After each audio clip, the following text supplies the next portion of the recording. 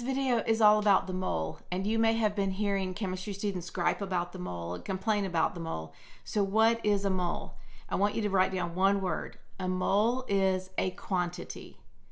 And you understand quantities because you grew up with the dozen, you grew up with other quantities. So just like a dozen means 12 of something, a mole is going to represent a certain number of things. It's just going to apply to particles. So you understand dozens. If you were converting back and forth between donuts and dozens, you would be using these conversion factors.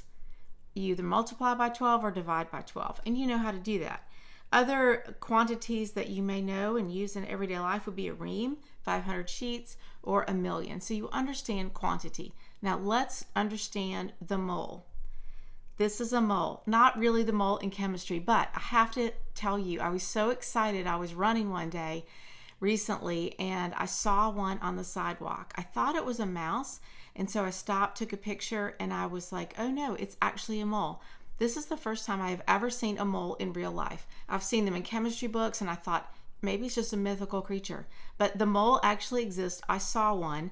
I thought that they would be really large. From the pictures in the book, they look large. This little guy was about 4 inches long, and let's just say he's taking a nap on the sidewalk. Not really, but I thought it was cute, and I wanted to show you that moles are real, and he's got big digging hands, and I thought he was really cute. But all right, let's move on to a mole in chemistry. It's just a quantity.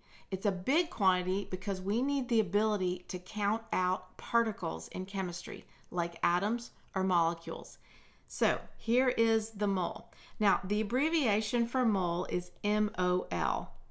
I know, it's kind of silly. We just drop one letter, but that is the abbreviation for mole.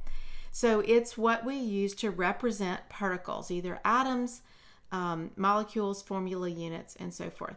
So here is the number. It's called Avogadro's number. This is Avogadro, and it is 6.02 times 10 to the 23rd. It is a huge number. I want you to imagine that number written out in longhand. How many zeros are there? It's just huge. Why is it such a big number? Because particles are so small.